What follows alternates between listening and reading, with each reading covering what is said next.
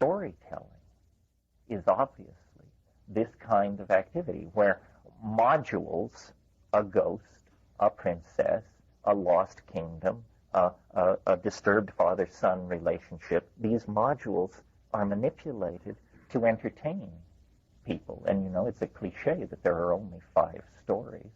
And I think Robert Graves in The White Goddess argued there's only one story. And we keep telling variants of this story over and over again. Hey everyone, hope you're all doing well. I made these collections of stories told by Terence from different lectures and workshops. Hope you will enjoy this. I'm not sure that formal storytelling is exactly my métier, but having a group of people together like this is an opportunity to tell a story which puzzles me, which is, I think, all good stories should be puzzling, and all myths that are authentic and haven't been rewritten for daytime television maintain a kind of dreamlike, surreal quality. And so I'd like to tell you a story that I came upon a few months ago and was delighted, and I tell it to you in the hope that you can perhaps help me to understand it. Like all good stories, it doesn't really make a whole lot of sense, but I felt that there must be something important in it because it was very easy to memorize. So that clued me to the fact that there must be something in it.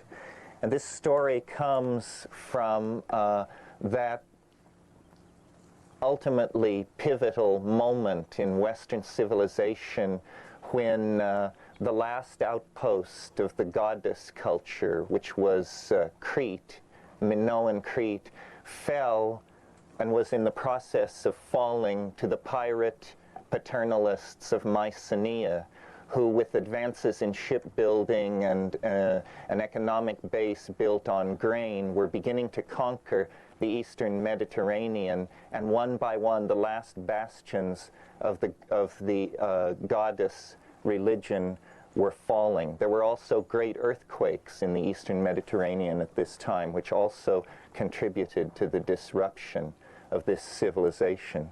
And the story that I want to tell is a story that occurs from the very oldest stratum of Greek mythology. This is not about the pantheon of classical or even Doric Greece. This is an older story, Mycenaean, perhaps older than that, going back even to the pastoralists coming out of Africa and into the Fertile Crescent.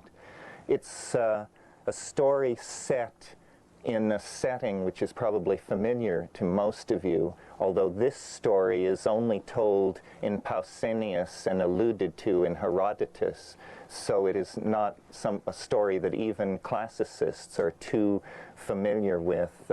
Robert Graves, in his 4-volume study of Greek mythology, gives it only passing reference. You may recall that King Minos was the king of Crete, and that he was most famous for having built a labyrinth in which to house the Minotaur. And I'm sure you know the story of the traversing of the labyrinth. But then comes the story I want to tell, which is a few years later, the king and the queen, apparently under quite normal conditions, conceived a child who was in due time born. And this child's name was Glaucus. Glaucus means blue-gray, and is to this day a term preserved in taxonomy to describe the blue-gray color typical of the peyote cactus and of the bruising reaction of psilocybin mushrooms. And young Glaucus had the run of the royal palace at Knossos, and in his 6th year he was exploring the pantries of the palace, and he discovered a huge urn filled with honey. And he took the lid off the honey urn and was reaching into it and fell into the honey and was drowned. and died there. And no one knew what had become of the son of the king and the queen. And there was tumult, as you can imagine, in the court.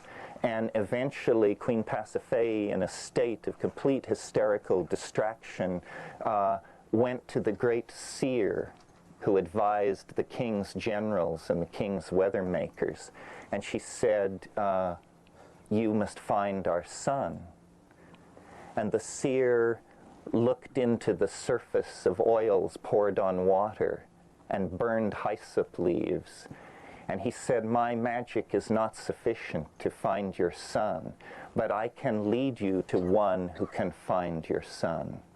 He said, the person, and this is the part of the myth which is so bizarre that you suspect that there must be textual corruption or some kind of misunderstanding, because it's so weird what follows.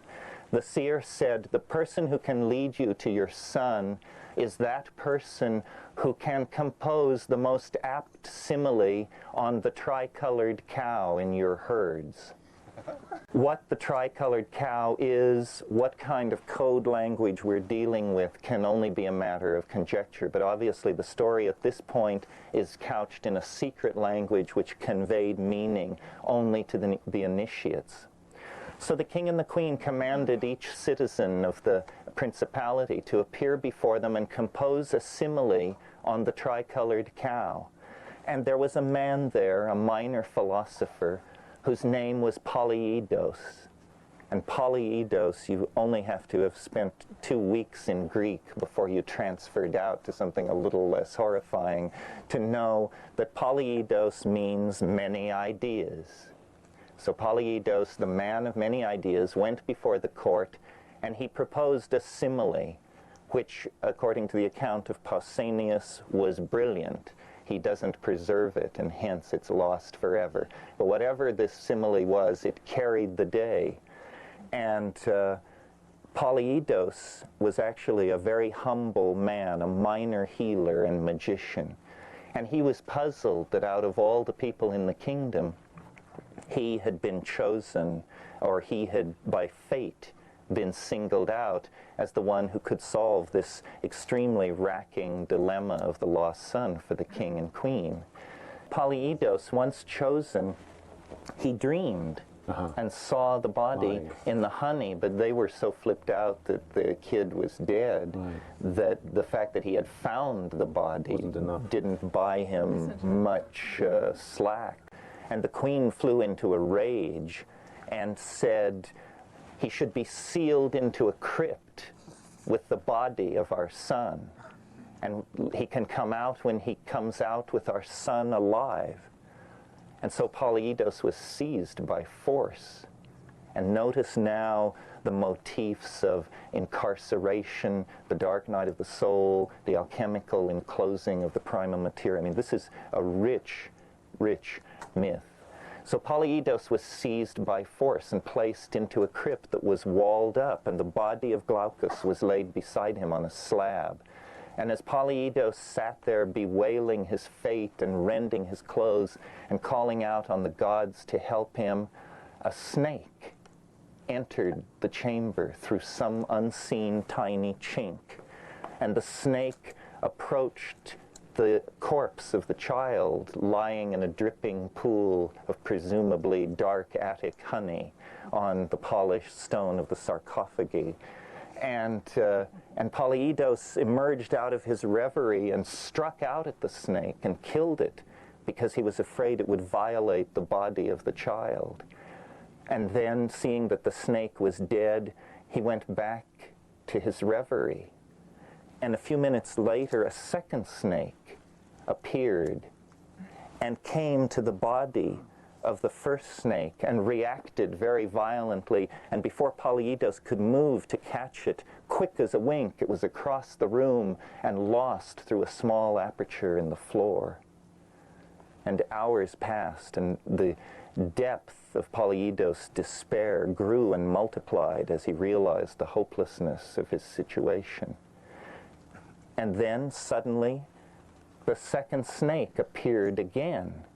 And this time, it was carrying in its mouth a branch of a small herb, and it approached the corpse of its companion and regurgitated the branch into the mouth of the dead snake.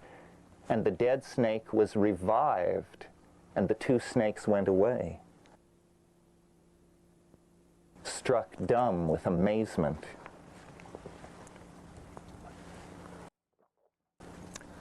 And he called to his jailers, and he described this herb to them, which was well known to him for its use in other medical matters. And the herb was brought to him, and he chewed it up, and he regurgitated it into the mouth of the corpse of young Glaucus. And the child was revived, and Polyidus' ass was saved.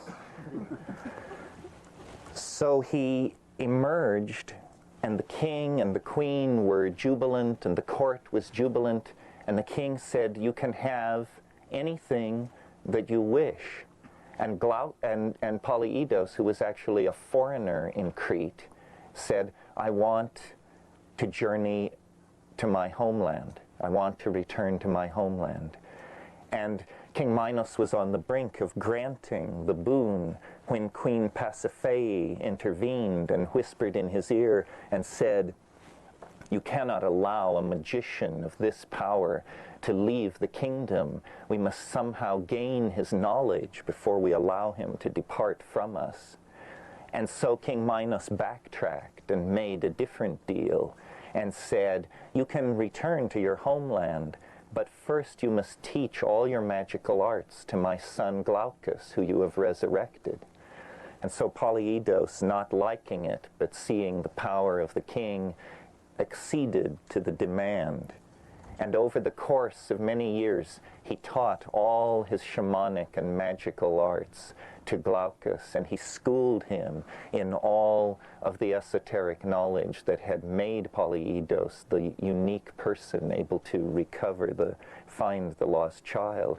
And finally, he went to the king and said, "I have taught all I know to your son. Now fulfill your promise and allow me to leave your kingdom." And so the king was agreed. And on the appointed day of departure, a royal retinue accompanied Polyidus to the quay where he was to grab the boat out to Syracuse. And they were embracing, and the last goodbyes were being said. And finally, it only remained for Polyidus to make his departure to Glaucus. And he approached Glaucus, and he said, as my pupil, as the one that I have initiated, I have one last request. It is that now at our farewell, you spit into my mouth. And Glaucus thought it was a bizarre request, but he did as his master bade him, and Polyidus boarded the ship, and they cast off and sailed away. And as the royal family was standing on the quay looking out to sea, Glaucus realized that all the magical information that had been given to him over the years had been contained in the glob of spittle, and that the master had reclaimed his knowledge and sailed away. So that's the story of Glaucus and Polyidus. Now the reason, let me say a little bit about it, is a very interesting story. I found it while I was searching for proto-Hellenic myths related to mushrooms.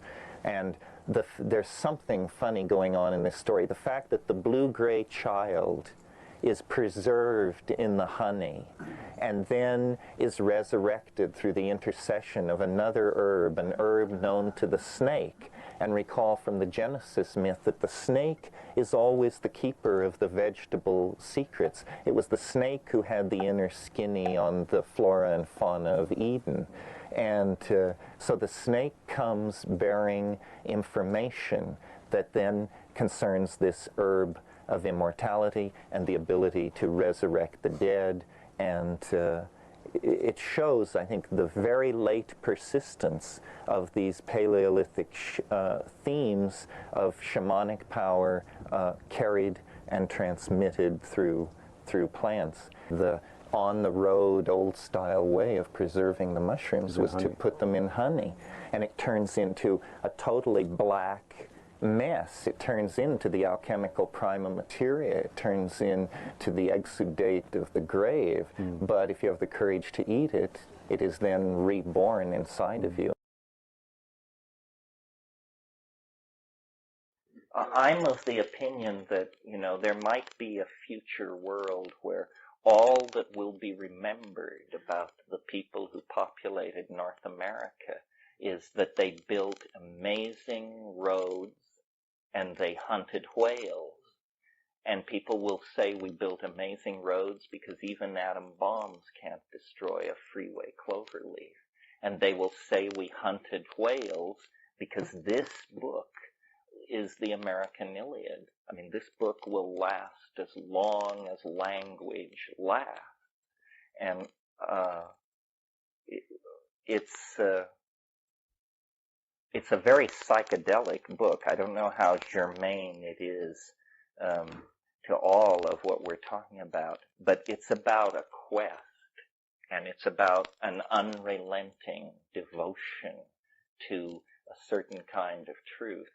And it's a tremendous allegory. I mean, Melville was no fool, and he was perfectly aware of the Osirian religion that James Frazer was sketching out and of the comparative mythology movement, and he used language to layer resonance in the same way that we have been talking here about how the world is made that way.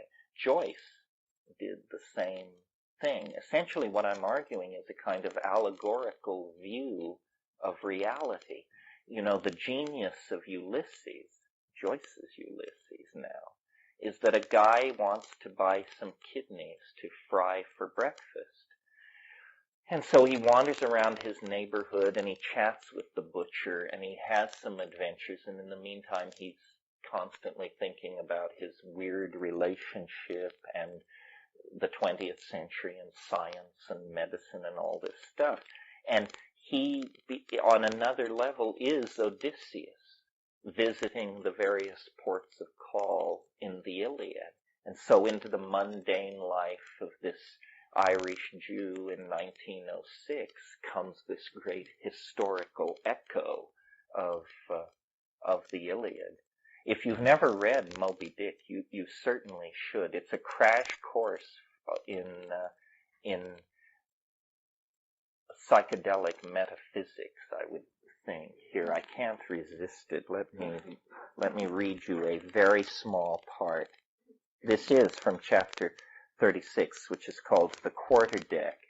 And those of you who've read it but forget the story, Ahab, at last, the captain of the Pequod, he calls the crew together and he reveals what this is about, that this is no search for whale oil for the lamps of New Bedford, that he had an encounter with the Leviathan, as he calls it, with this thing which basically bent him completely out of shape and in fact emasculated him. That's very clear from the text.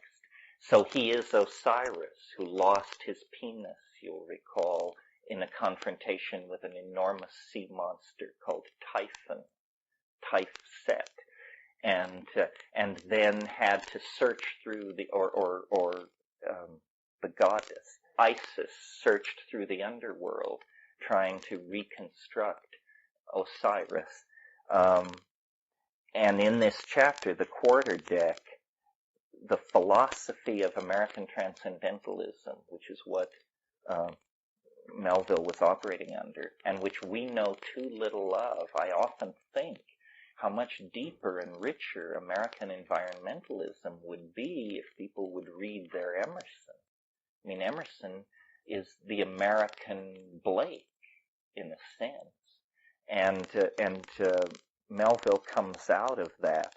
But there is a moment in which the first mate, the first mate, Starbuck, Ahab is raving on, and and Ahab and the first mate, who represents Christian right reason, tries to inject a note of sanity into this undertaking. In other words, he's the straight man. He stands for Calvinism, rectitude, reason, science. And he says, speaking to Ahab, Starbuck says, Ahab has just shouted to the crew, "Art not game for Moby-Dick?" And Starbuck says, "I am game for his crooked jaw, and for the jaws of death too, Captain Ahab, if it fairly comes in the way of the business we follow. But I came here to hunt whales, not my commander's vengeance. How many barrels will thy vengeance yield thee, even if thou gettest it, Captain Ahab? It will not fetch thee much in our Nantucket market." Nantucket market, hoot. But look closer, man. Thou requirest a little lower layer. If money's to be the measure, man, and the accountants have computed their great counting house, the globe, by girdling it with guineas, 1 to every 3 parts of an inch, then let me tell thee that my vengeance will fetch a great premium. Here! He smites his chest, whispered Stubb. What's that for? Methinks it rings most vast but hollow. And then Starbuck delivers the famous line. "Vengeance on a dumb brute," cried Starbuck, "that simply smote thee from blindest instinct? Madness! To be enraged with a dumb thing, Captain Ahab, seems blasphemous." And Ahab says, "Hark ye yet again the little lower layer. All visible objects, man, are but as pasteboard masks. But in each event, in the living act, the undoubted deed, there some unknown but still reasoning thing puts forth the moldings of its features from beneath the unreasoning mask. If man will strike, strike through the mask. How can the prisoner reach outside except by thrusting through the wall? To me, the white whale is that wall, shoved near to me. Sometimes I think there's naught beyond, but 'tis enough. He tasks me, he heaps me. I see in him outrageous strength, with an inscrutable malice sinewing it. That inscrutable thing is chiefly what I hate. And be the white whale agent, or be the white whale principal, I will wreak that hate upon him. Talk not to me of blasphemy, man. I'd strike out the sun if it insulted me. For could the sun do that, then could I do the other, since there is ever a sort of fair play herein, jealousy presiding over all creations. But not my master, man, is even that fair play. Who's over me? Truth hath no confines. Take off thine eye, more intolerable than fiends' glarings is a doltish stare. So, thou reddenest and palest, my heart has melted thee to anger glow. But look ye, Starbuck, what is said in heat, that thing unsays itself. There are men from whom warm words are small in dignity. I meant not to incense thee. Let it go, let it go. Look, yon Turkish cheeks of spotted tan, living breathing pictures painted by the sun, the pagan leopards, the unrecking and unworshipping things that live and seek and give no reasons for the torrid life they feel. The crew, man, the crew! Are they not one and all with Ahab in this matter of the whale? See Stubb, he laughs. See yonder Chilean, he snorts to think of it. Stand up amid the general hurricane, thy one-tossed sapling cannot, Starbuck. And what is it? Reckon it. 'Tis but to help strike a fin. No wondrous feat for Starbuck. What is it more? From this one poor hunt, then, the best lance out of all Nantucket? Surely he will not hang back when every foremast hand has clutched a whetstone. Ah, constraining seize thee, I see. The billow lifts thee. Speak, but speak. Aye, thy silence then, that voices thee. And then in an aside, something shot from my dilated nostrils. He has inhaled it in his lungs. Starbuck now is mine, cannot oppose me now without rebellion. The important part of that, from our point of view, is all visible objects are but as pasteboard masks, but in each event, in the living act, the undoubted deed, some unknown but still reasoning thing puts forth the moldings of its features from behind the unreasoning mask. As you know, modern scientific materialism was founded by René Descartes, a French philosopher of the 17th century. But what the historians of science have been at great pains to keep from view is the following story, which is attested to in Descartes' own journal. When he was a young man of about 22 years old, he decided to go soldiering and wenching around Europe, which was something young men of that era did. And he joined a Habsburg army, which was on a mission to lay siege to the city of Prague in Bohemia to suppress what was essentially an alchemical revival. I won't go into the details, but a young prince of the Northern Leagues and his queen, who was the daughter of James of England and was named Elizabeth after her grandmother, had managed to gain control of the empire, had been elected, in fact. He was called Frederick the Elector Palatine. And this Habsburg army was sent to destroy this Protestant alchemical reformation. And it did so, laid siege to the city and killed this young man, and his queen fled to The Hague. And then they retreated across Germany. And on, I believe it was the 17th of August of that year, which was 1619, the beginning year of the 30 Years' War, they made camp at Ulm in southern Germany. And just as an aside, Ulm later was the birthplace of Albert Einstein. But that night, Descartes had a dream. And in the dream, a radiant angel appeared to him and said, the conquest of nature is to be achieved through number and measure. And in that moment, René Descartes went from being a nobody to being the founder of modern science. Modern science was founded at the direction of an angel, and the angel showed how it was. And to this day, modern science has made all of its strides through the application of number, mathematical analysis, and measure. That is the secret of the scientific conquest of nature. And it's a secret that was imparted to René Descartes by an angelic entity. So I'd like you to leave this evening wondering, who do we work for?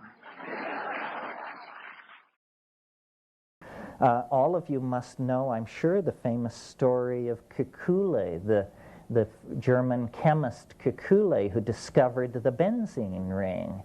He was struggling with this problem in physical chemistry, could not figure it out, fell asleep in his study, and the Ouroboros serpent appeared before him in his dream and took its tail in its mouth.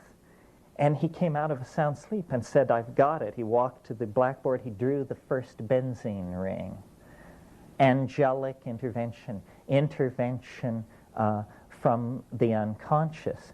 So the point of all this is to suggest that human history is completely interpenetrated by the peculiar, the non-human, that which has intentionality and affection for mankind, for humanity.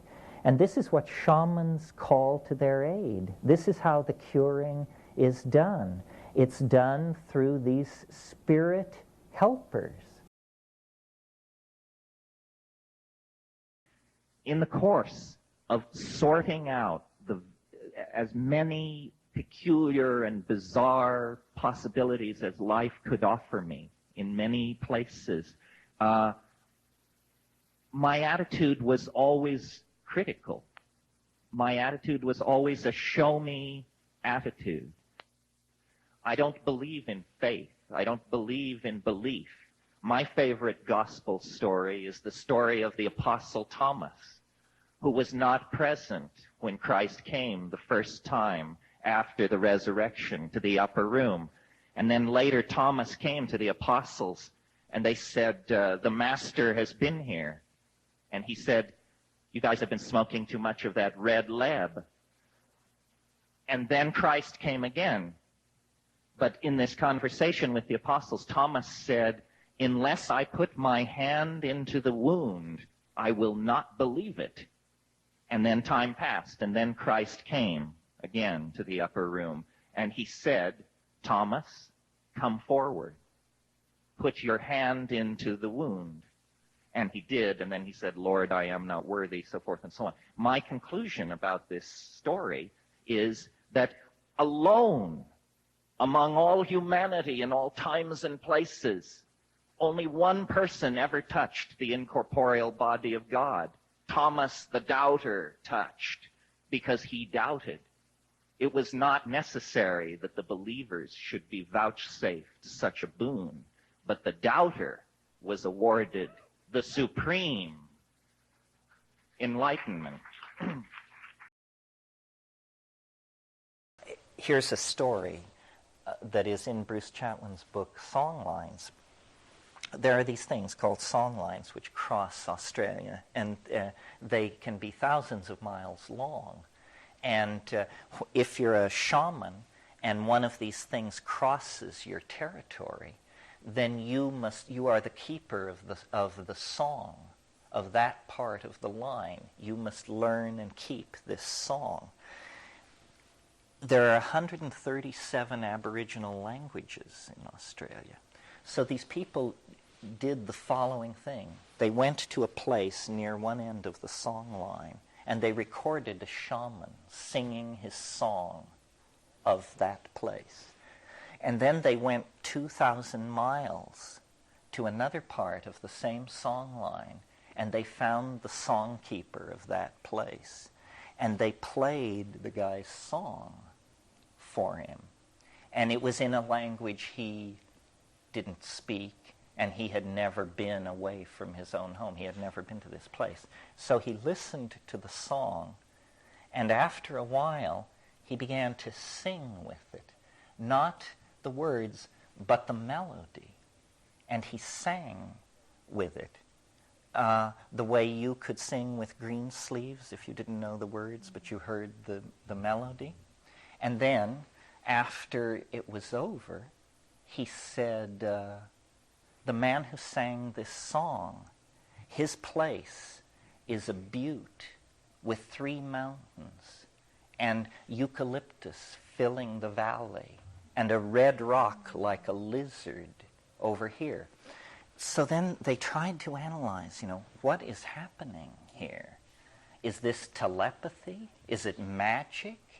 What is it? And I think the key to understanding it lies in, I've recently seen, you can actually buy for about $600 a piece of software where you glue electrodes to your head and sit down in front of your computer, and you see an undulating landscape of neural readouts that look, lo and behold, like mountains, valleys, escarpments. It's like a visit to Utah. And I am convinced that what's happening is that when the shaman listens to the first shaman's song, he does not process the sound the way we do. He processes it the way this computer is processing this neurological input, and what he's seeing is an acoustical environment of sound, and he can see the place.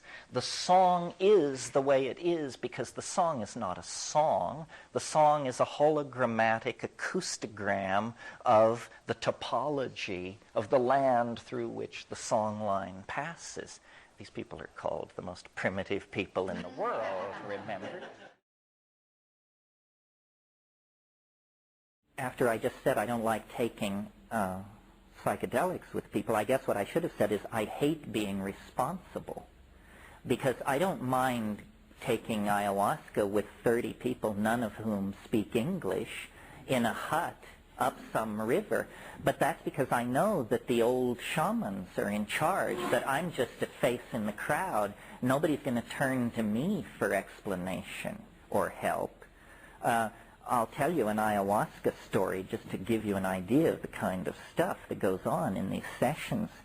Years ago, in '76, Kat and I, it was before we were married, were in Peru, and we had found this shaman who was very good, and he had a following, and we were, apprenticing ourselves to him. And the style of these Peruvian mestizo people is that, cultures handle this differently, but they are never straight with each other. It's an incredibly masked culture, almost like the Japanese, but without the formality. In other words, if you think somebody's a jerk, you would never say that. That's the last thing you would say, because that's your true opinion. So we got into a situation with these people where this elder shaman, who was very respected, beloved even by these people, he had a nephew, a sobrino, who was an absolute jerk. This guy was into pimping a little on the side, and he was very ambitious to perfect his ayahuasca so he could go to Lima and charge yuppies a bunch of money for taking it and so forth. And he had this really awful habit, and I don't know what had gone on before we got there, but they would all get together to take ayahuasca. And these old guys, 80, 85 years old, the totally authentic dudes, would sing these beautiful ayahuasca songs. And he would sing against them. Can you imagine a scene like this where everybody's singing "Row, row, row your boat," except one guy wants to sing "5'2", Eyes of Blue," and does. And the level of social tension in these meetings would just rise and rise, but nobody would ever say anything to this guy and tell him to bug out and can that crap. So one night, this had happened 2 meetings in a row. It was the 3rd meeting like this. Everybody hoped this guy wouldn't come. So then he showed up. So then we all dose. Then we get loaded, and the singing begins. And he begins his singing. And in the wave of hallucinations, and Kat was sitting next to me, he was sitting up on his haunches, kind of rocking back and forth on his heels. And I would look at him, and I could see he was going through these weird animal transformations. First he would become like a jackal. Then he would become like a monkey. And it was really intense. And I mentioned it to Kat, and she could see it too. Well, so then he kept, and we were also trying to tape these ayahuasca songs, so it was a double irritation to us that this guy was so out of control. So after a particularly long song by the old guys, with him just hammering against them, I could feel Kat, who has a real Irish temper, getting more and more pissed off at this guy. And finally, at the end of this song, when the silence fell, she had been just staring at the floor, and she looked across the room at Don Jose and gave him a look of pure loathing. And I saw these red things, these red triangular-shaped things come out of her eyes and go across the room like and when it got to him, it knocked him off his feet. He was thrown backwards from the impact of these things, literally, and everything going on in the room stopped dead. And the elder shaman said to the guy sitting next to him, he said, "Oh, the gringa sends the ba-da-da-da-da." And then you realize, wow, we're in over our heads here. You can't tell shit from Shinola in this scene. So that's an example of, magical power condensed onto the material plane.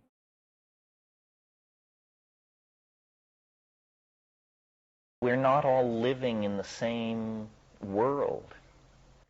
I've seen confounding things, but very rarely.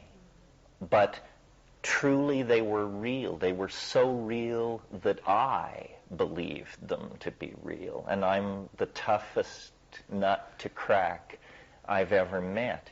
But these breakthroughs into the super real seem to have certain qualities about them that make it very hard to do much with it. First of all, it's always unexpected. No matter how much you expect it, it's unexpected. No matter how hard you're scanning, it can come from behind. The other thing is, and I don't quite understand how this works, but it only happens when your guard is down. In other words, it always has a quality of, it always requires a certain quality of unconsciousness on the part of the experient. This is why I think beginners get so far. There really is something called beginner's luck. My daughter, who I haven't seen for a while, is coming today, and it caused me to think of an incident that happened to she and I years ago here at Esalen. And it's a story which makes no sense whatsoever, but it really, truly happened, as far as I can tell. But it has all the qualities that bedevil this kind of thing. And what it was I was, as I am now, scholar in residence. It must have been some 10 years or so, 8 years or so ago. So Clea would have been like 9, and I would have been 40. So we were both younger and more naive. And it was dinner time at the lodge, and it was this time of year and this time of weather. And the fog had been coming all day in and out in the garden. And it was, and we genuflect here, God love him, to Carlos Castaneda, it was that very strange time of day, which only lasts a few minutes, between daytime and nighttime, the crack between the world, I believe. But anyway, it was precisely that time of day, and the fog was coming in and out of the garden, and we were not in a mood for anything peculiar. We were intent on dinner, and we were walking the path through the garden, and suddenly, as this fog moved and cleared, coming down one of the rows was a bunny, a small rabbit, except that it had very small, short horns. Now, some of you may know the creature called the jackalope. The jackalope is a large jackrabbit with a pair of antelope horns, and it is a creature known only to exist above certain low-class bars scattered across California and Oregon. It's up on the wall, the jackalope. It's something you kid tourists with. As far as I could see, this was a baby jackalope about this high, and it crossed the trail no more than 5 feet in front of us. We both saw it, and our attitude was not amazement or an awareness that we were entering into a paranormal dimension. Both of us, I think our reaction was, come on.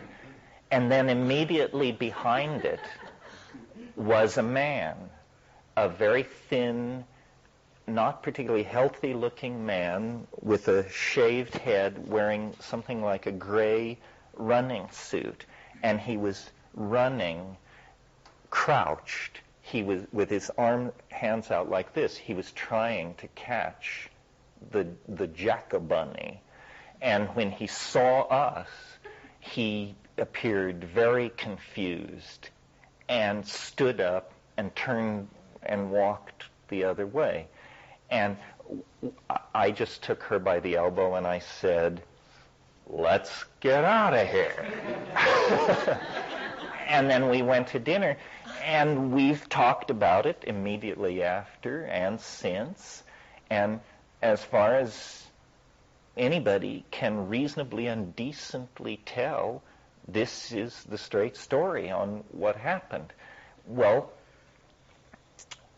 it doesn't make any sense. First of all, the earth doesn't move from its pinions. But what does it say?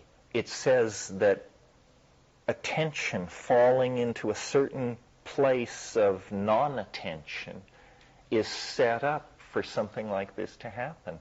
And I can't explain it. I don't think it's explainable. There is this question about the intent of these machine elves. They're funny, they're zany, but you know how the Three Stooges cartoons operate, where there's a lot of finger in the eye and mallet on the head stuff? So in this DMT place, there is this mad zaniness, this sense of a Bugs Bunny cartoon run amok kind of thing. And people who've had this experience say, well, you can't trust these little guys, or you have to be on your toes. These are magical entities. These are not love bunnies. They're little, gnome tending toward demon, and you don't know where to draw the line. So thinking about this the other night, I tried to construct emotionally for myself a picture of a human situation that would give me the same feeling about what was going on as I have when I deal with the entities in the DMT thing. And it came to me instantly what it was and what the missing ambiance of it is that I've never included in a lecture. What's going on, I'm sure, is that the aura of these little guys is that they're sharp, they're funny, they're zany, but they're sharp. And I think what they are is they're traders. And the whole funny emotion that invades the DMT exchange has to do with the possibility of getting screwed. Not getting killed, not being driven mad, but being taken quite literally. And these toys, which they offer, are trade goods, in effect. And what they are saying in that place is, what have you got? What have you got? Look at this. Look at this. What did you bring? What do you have to trade? Well, the opening lasts only a few minutes, and as the dialogue is getting started, the dimension closes upon itself. But this is, I think, the lost piece of the puzzle. This realization about the trader cast a funny light on an incident which I will tell, and that will be it for today. It's an example about communication from other dimensions and how it works. It's a story that I've told before, but I still get a kick out of it.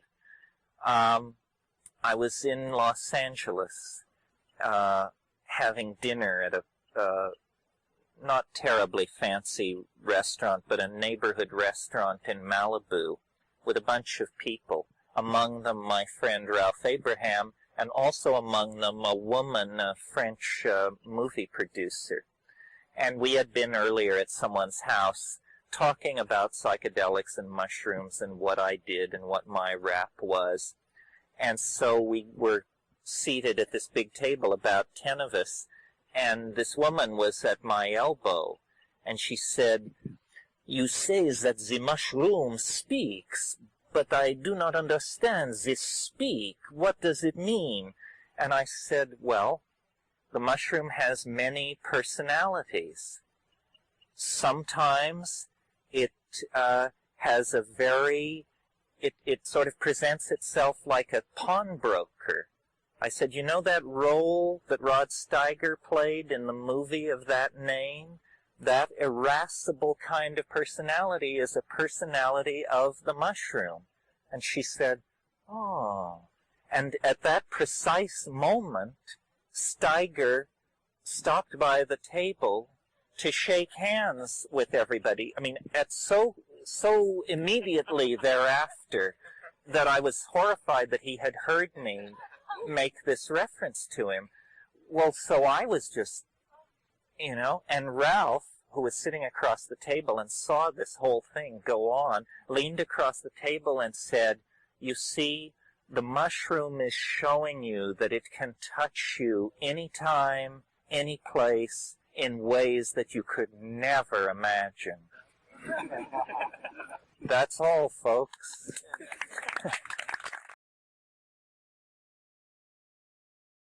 Well, you want me to tell you a story? I was in the Amazon. I was in a state of considerable psychic turmoil, and I sat up all night. This is told, by the way, in the book True Hallucinations, which will be published next year. And at dawn, I looked across this lake, and there was a thin line of clouds on the horizon. And I watched this line of clouds, and then suddenly I noticed that they were turning in place, like a pencil spinning on its axis in one place, and then the clouds, this line of clouds broke apart into 4 perfectly identical lenticular clouds. And then the 4 lenticular clouds merged into 2 lenticular clouds. And then the 2 merged into 1.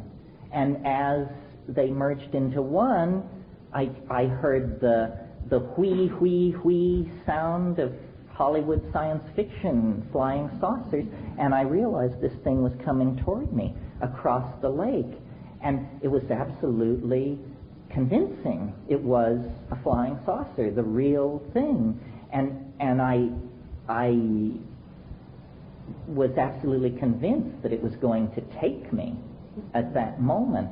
And as it passed over, only about 200 feet above my head, I could see it clearly enough that I could see rivets on its underside. I could see its running lights. I could see it. But you know what I saw? I saw the end cap of a 1932 model Hoover vacuum cleaner. It was the very same flying saucer that George Adamski suspended from a piece of mylar fishing line in 1953 and photographed in his garage, one of the most famous UFO hoaxes of all time. I saw it, a diameter of 40 feet, over the Amazon basin, and I knew what I was looking at. It was more disturbing than if it had been a ship from Zeta Reticuli, because it had built-in cognitive dissonance. Well, see, I believe you completely. I don't have any problem with that. It's simply an enormous leap to say that that was a craft from another star. It's much better to just say it's a who knows what it is. The world is full of weird stuff. Just briefly, here's my best theory on flying saucers and a whole bunch of other stuff. This tries to solve all problems of this sort simultaneously. The transcendental object at the end of time, let's drag it in here. And let's imagine that it is like those mirrored balls that they hang in discos above the bar and spin. So then I think that definitely there is a forward movement of causal necessity which propels us from the past into the present on into the future, but that there is also, and necessary to account for precognitive visions and stuff like that, which happen all the time, a flow of information from the future into the past. And the transcendental object at the end of time is casting reflections of itself backward into the past. And if you are struck, whatever that means, by one of these scintillas from the transcendental object at the end of time, then you begin to cure and teach. And if you really got a good hit, possibly raise the dead. I mean, I'm not sure how far it can go.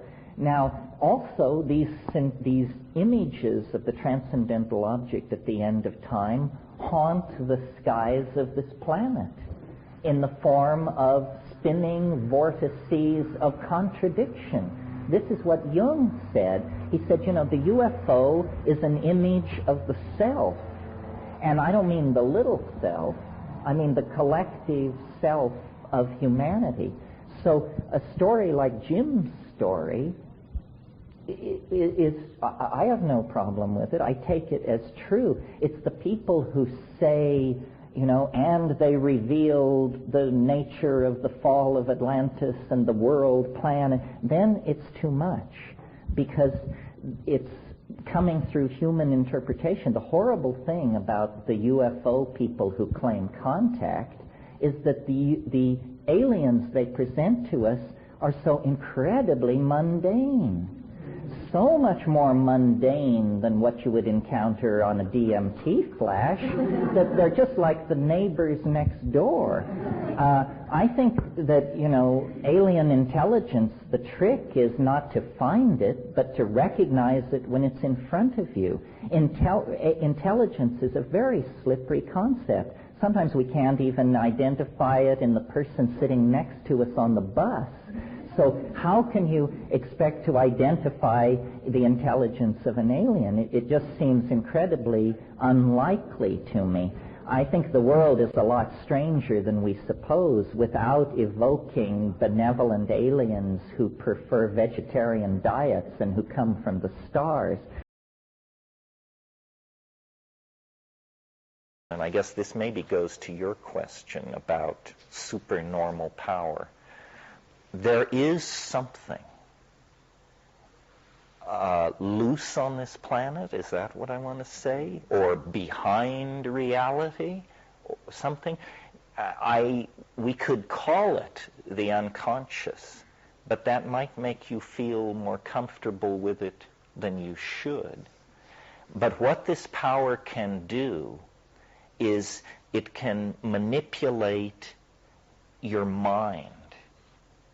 And what it has access to is the complete contents of your experience. It has more access than you do. You, the ego, are a fragile and forgetful creature. This thing, every movie you've ever seen, every television show you've ever watched, every headline you've ever glanced at, every face you've ever noticed in a crowd, it has it all. And when it sits across the board from you and the pieces are displayed, it absolutely surrounds and encloses your mental universe and can manipulate you any way it wants to, because it knows you far better than you know yourself. As an example of this, because it's very hard to catch this thing in action. It's Mercury sly, but it's not perfect. It's not godlike. It's just 99.8% able to do this trick without ever being nailed to the wall for it. Here's an example of the 0.02% where it failed. And if this seems to make no sense to you, you should read my book, True Hallucinations, in which the story I'm about to tell is embedded. But my brother, to shorthand it catastrophically, went pretty bananas in the course of this expedition to the Amazon. And at one point he announced that he was going to deliver a teaching that would, I think this was the one which cured all disease. You only had to do this practice and all physical disease would instantly be cured. And he said, and so here's the practice, he said, picture the number 8, turn it on its side, slide the 2 circles together, shrink it to a point, close your eyes, and utter the mantra, please. Okay? Sounds like it has a 30-40 chance of at least knocking back hay fever, right? So this was at a point in this experience in the Amazon where he had been raving for days and days, and just everybody was exhausted and at their wits' end, but it was like a bolt of lightning to me, because I remembered that 3 months before I had been in Canada, having come from Japan, and was getting ready for this Amazon expedition. And one of the things that I thought I should take care of, since I'd been in Asia for a couple of years, was I needed a dental checkup. So I made an appointment with this Canadian dentist and went for this dental cleaning, and arrived to find a waiting room full of people and settled down to a tall stack of tattered and incredibly tatty magazines, among which was the Journal of the Canadian Education Society, something like the Parent-Teacher magazine, but for Canada. And there was an article in there that said, this was 1971, shows you how things never change. There was an article about how computers will soon revolutionize elementary school teaching. And so, in desperation, I turned to this article. And here's this article. You can imagine what it was saying. But there was this little sidebar next to the article. And it said, the schools of the future will be nothing like we have known. Children will learn in completely different ways. And then it said, imagine little Susie sitting down in front of a computer screen, visualizing the number 8, turning it on its side, sliding the 2 circles over each other, and shrinking it to a point in order to command an arithmetic operation or something like that. And it was like, nailed. We know where this stuff is coming from. It's coming from our own minds.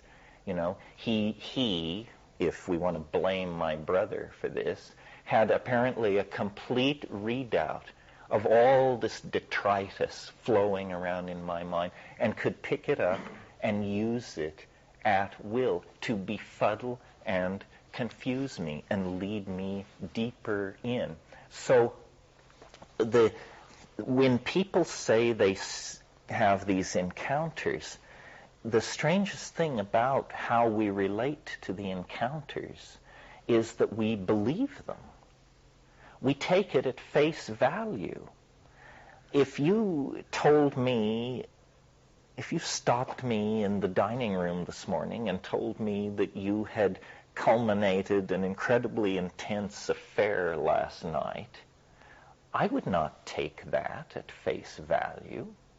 I would wonder at your motivation for revealing such an intimate detail of your life to someone you hardly know in the inappropriate venue of the Esalen dining room, and without us having previously discussed your erotic proclivities at all. I would say to myself, what a weird thing. Why is this guy telling me this? In other words, I would not take it at face value. These encounter things people take completely at face value. and yet they are the most suspect accounts any of us produce. The people who have these experiences take it at face value, and then the people who listen to the experience take it at face value and say, well, let's go out and measure. Now, you say you were standing here and it came over the trees at this angle, so you say it was the size of a football, but the tree was in front of it, so that means by the rules of optics that it could have been no more than 15 feet across, no less than 3 feet across. In other words, they treat it like it's science. Like this is, we're supposed to, deconstruct this and find out the nature of the object. You wouldn't subject a dream to that kind of analysis. That would be absurd. These things are like dreams. We are dreaming most of the time. Somebody told me one of the great things about this job is you hear a lot of weird stories. And somebody told me a story recently about, it didn't involve DMT, it involved LSD, but this guy and a friend of his took a quite large dose of LSD, larger than they intended, and they went to a party. And they were so loaded by the time they got to the party that they realized they could not function as partygoers. So they just moved into a corner and sat with their backs to the wall and watched this party rage in front of them.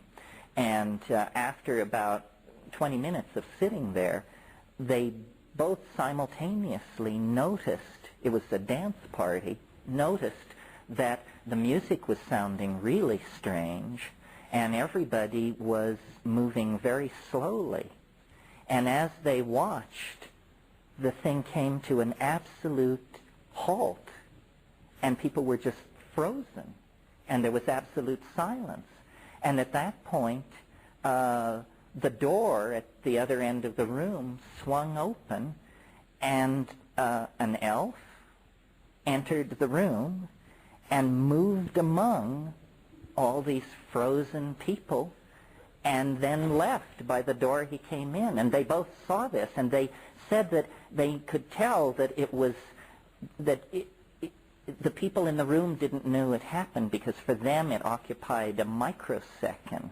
But this thing that was, in Carlos Castaneda, who God knows is not the world's most reliable reporter on these things, nevertheless, there is this thing about stopping the world.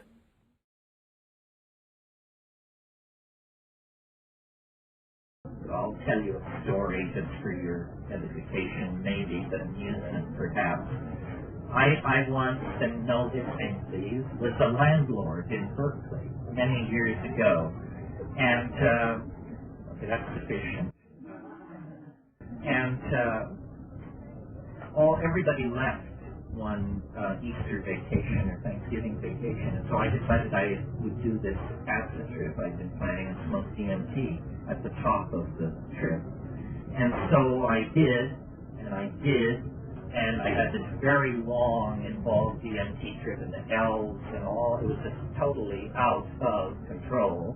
And at the very height of this thing, this woman who I rented to upstairs, who I thought had gone home to Minneapolis, came back and arrived by cab and came pounding up the stairs with these 2 suitcases, let herself into the house, and ran around to my bedroom door and beat on the door. And, you don't know me that well, but if I'm 500 miles up a jungle river smoking a joint and a stick cracks 50 feet away, the first thing I do is hide the joint. I'm a very paranoid person. Being, on 500 miles of acid, smoking DMT, and suddenly having this moment, and I literally had like some kind of a coronary, and I leaped off my bed, and I landed on my feet, and, if you want, you may try this. Something about this enormous flash of adrenaline added into the DMT, added in to this sudden, incredible physical exertion. It was as though I ripped the membrane.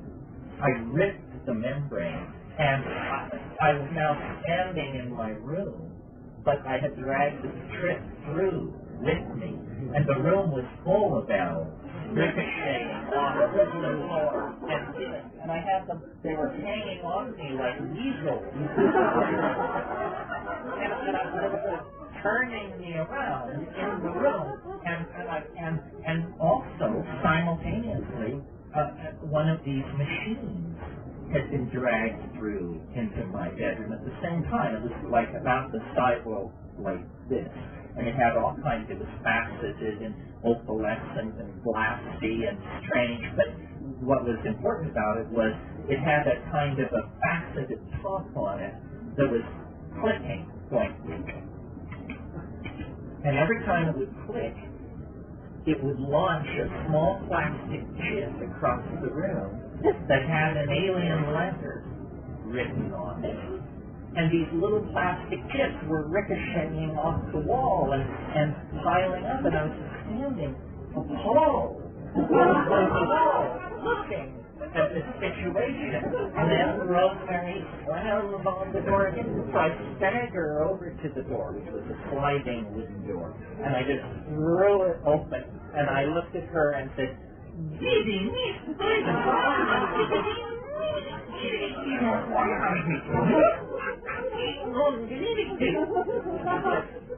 oh, so you're doing that, all right. And backed up, and then I just slammed the door and I pushed my way across the room, and I crawled under the bed. And I closed my eyes, and I just said, I'm going to stay here till I'm dead or it's over. And I did. But it was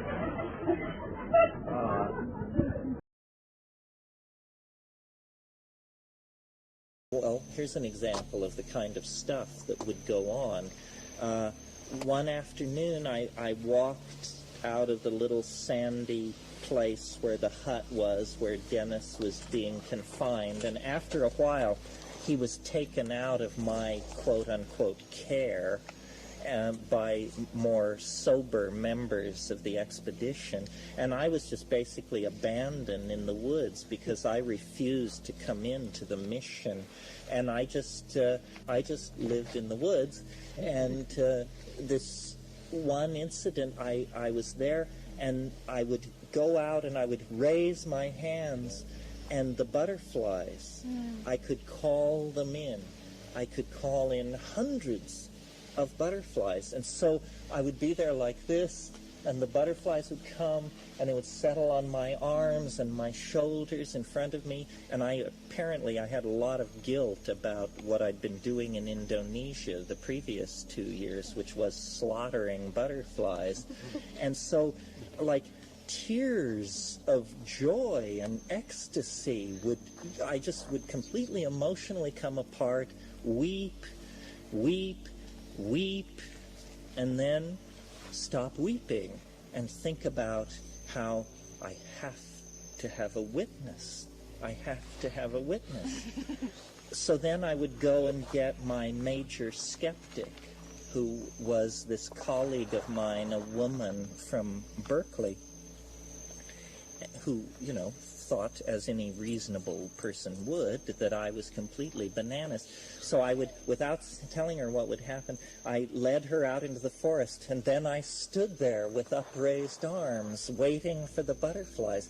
And of course, no butterflies would come near me. And it was just like, said, my God, you have lost it. You are mad. What are we going to do? And this was going on hundreds of miles in the jungle. I mean, there was no way out. We had been led into this place, and then this thing had been laid on us. At another incident, similar deal, was we had this little pot, this little enameled pot, which we cooked our avena in, our oatmeal, every morning. And the biggest bummer in the camp chores was cleaning the burnt avena out of the bottom of the pot. And there was this spring a few hundred yards from where all this was going on, where we washed our dishes. And you would go down to the spring and pick up sand out of the bottom of the spring, and then by furiously scrubbing, you could get the avena out of the pot, the burnt avena. So one day it was my turn to do this, and I went down by myself, and I put the pot in water, and I was hearing the voice all the time, and it would say things to me like, if it isn't simple, you haven't thought about it enough. And really weird things, like when I would sit and talk as I'm talking now, my hands would unconsciously lay fires. It was just like what was happening was that consciousness or gnosis or something was coming out of my pores practically. Everything taught. That's what I said. I said, everything teaches. You want to understand chemistry? Look in a mud puddle on the trail. Just sit down and look in it. All you need to know is here. You want to understand botany? Just hold a plant in your hand. And I was, and I pestered people all the time. People said, just back it off, man. So I took the avena pot down to the spring, and the thing said, if it isn't simple, you haven't thought about it enough. So what I did is I put about a ½ inch of water in the bottom of the pot, and then I picked up a handful of sand, and like putting salt on your eggs, I sifted it down, and then I took the pot and I went like this, and then I poured it out, and all the black crud and everything just poured out and was swept away. And again, I wept. I did a lot of weeping. I was, I don't know. And so then the next morning, it was my turn to cook breakfast. And so I deliberately burned the avena. And then after breakfast, I said to Sal, to my most fierce critic present, I said, let's wash the pot together. So we went down to the spring, and she was getting ready to do and I said, wait a minute, let me show you something. And I did the thing, and I, just like this. And she said, my God, what's the matter with you? Well, actually, it took 10 years before she and I returned to speaking terms. She is now a psychoanalyst, not a psychotherapist, not your hands-on, touchy-feely power animal, but, the real thing, the medical degree, the whole bit. She's now a psychoanalyst in Berkeley. And we still actually avoid, we've never had the conversation I want to have, because I know she thinks I'm okay now. And the fact is, I've never found any reason to retreat from any of this. I don't know what it was about. I just know that, and I'm still riding on that trip. I never really came down. How about if we say there is no inside and outside. There is no with or without. You just use what you've got. Whatever works should be used. I spent time in India and visited all these people and so forth and so on, and I just became convinced that unless you were predisposed to believe in this stuff, that it would never carry you where you wanted it to. And one thing about psychedelics, you don't have to be predisposed. It doesn't work for those who believe it works. It works for those who think it doesn't work. Then one last point, and then we'll go on. There's a story, maybe some of you know this story, of a man who lived by the side of a river, and he wanted to cross the river. So he practiced a Siddhi of levitation so that he could walk across the water. And it took him 40 years to perfect this Siddhi, and finally he could cross the river. And Buddha was preaching in the neighborhood And the guy came to him and he said, Master, look what I've achieved. I can walk on the water to cross the river. And Buddha said, yeah, but the ferry costs a nickel. And that's the thing. I think we're not going to be able to replace this tool without wasting so much time in the act of replacing it that Armageddon will catch up with us. I think we have to humble ourselves so thoroughly that you have to admit that you can't get where you want to go unless you form a partnership with somebody whose idea of a good time is growing in a cow pie. And if you're willing to partner up with this humble, humble member of the ecosystem, then you and it can fly to glory.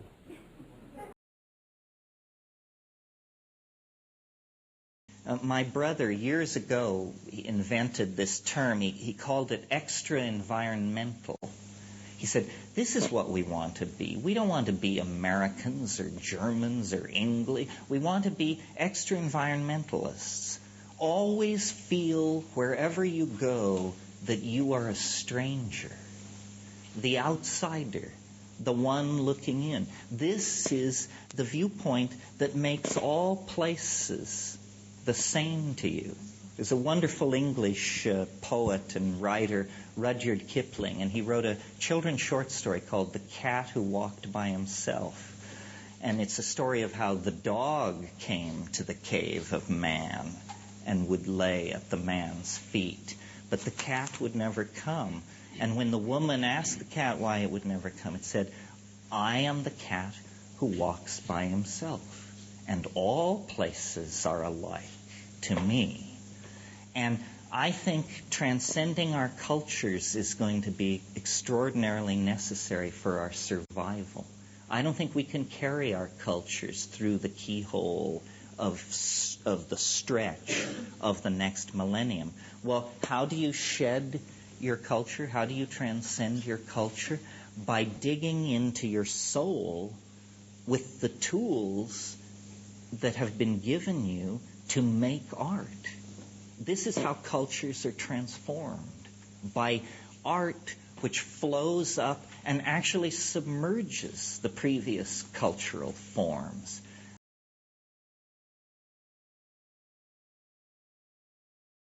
How can it be, then, that a compound which each of us carries right here, right in the pineal gland, right in the Ajna chakra, the Philosopher's Stone is no further away than that? How can this be secret from us? How can we be trapped in a dimension of such limitation and such mundaneness when our own nervous systems and the ecology around us and our own history over the past 500,000 years argues that this is what we were born and bred for? This is where we belong. This is what at play in the fields of the goddess must mean. And somehow history has made us dysfunctional, buried the mystery, made it, if at best, a piece of secret knowledge jealously guarded by somebody. I mean, I don't know. There are lots of mystery cults and secret societies in the world. I don't know if any of them are guarding DMT as a secret. It may be so. No one told me to keep my mouth shut. If a very suggestive short story. I'm sure many of you know and love the Argentine surrealist writer Jorge Luis Borges. Well, Borges has a book, I believe it's called Labyrinths. And in Labyrinths, there is a short story called The Sect of the Phoenix. And it says, there is a sacrament older than mankind. The sectarians have been the victims of every persecution in human history. And the sectarians have been the purveyors of every persecution in history. These sectarians are not identifiable by race or place or language or time. To the adept, the mystery appears ridiculous, yet they do not speak of it. One child can initiate another. It is orange. Ruins are propitious places. Do it in the moonlight, at the thresholds of buildings. And that's all it said. It's a page and a half. And it suggests, and see, here's the thing. I mean, I am not as articulate on this subject as I wish I could be. If this is not the secret that these lineages are guarding, then they're guarding an empty house. This is the secret. It is. It is.